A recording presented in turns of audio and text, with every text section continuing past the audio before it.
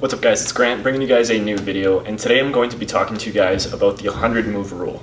So the 100 move rule is something that I let the students I teach try to accomplish, and it's especially important for people who do tournaments, but it's also important for people who don't, and I'm going to get to that in 1 minute. So essentially what the 100 move rule is a challenge. So basically, and again if I'm relating it to a tournament scenario, what it is you basically, if you're learning a new trick, whether it's cheat around the neck, over the shoulder, anything like that, and the challenge is you have to get that move 100 times in a row without fumbling or obviously without dropping the bow in order to be able to put it into your tournament kata. Now obviously the reason for this is it's easy to do moves, in the dojo, you're nice and calm, right? You're relaxed, you're not worried about dropping it, because if you drop the bow in the dojo, so what, So you have to try to get that 100 times in a row because you want to increase the percentage chance of you catching the move, or obviously decrease the percentage chance of you dropping it when obviously you're in the dojo, but obviously at the tournament as well.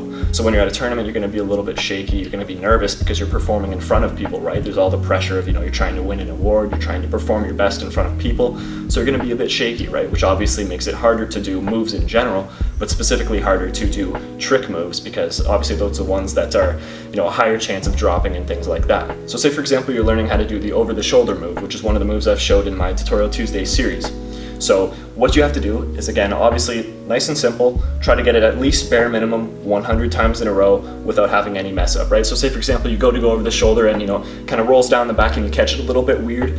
You could technically count that as one since you didn't drop it, but if it was me, I would make sure that all the catches were perfect and there was no hesitations, no fumbles, no anything like that, because obviously again, even a fumble, like catching it in a weird spot so it looks a little different, that can have you deducted marks in a tournament, right? A judge might be like, oh, that's like a mistake, and they might take away marks. So if it was me, I'd make sure that everything looks perfect 100 times in a row, and again, that's bare minimum, right? Some people do this challenge and they go up to like 800 or 900 times without messing up.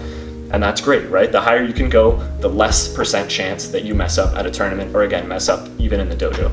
Now for those of you that don't do tournaments, this is still a challenge for you guys, right? You're learning a new move, you want to see how many times you can do it in a row. This will work perfectly for that because you're literally just doing the move over and over and over and over again, and that's probably the best way to learn how to do a move or how to master the move, because you're just simply repeating it over and over and over again until you get it down so well. So for those of you that are watching this video right now, I want to challenge you guys. Whether you do tournaments or you don't do tournaments, you're just learning the move, I want to see how many times you guys can do it in a row without dropping the bow or without, messing up at all. So if you're learning a new move, say like I talked about before, the over the shoulder, you're learning how to do the cheat around the neck, whatever move it is, something kind of new that you're learning, I want to see if you guys can hit that 100 mark, or again, go even further. If you can, write down in the comment section down below how many times you did it in a row and what move it was, and let's see if you guys can do it.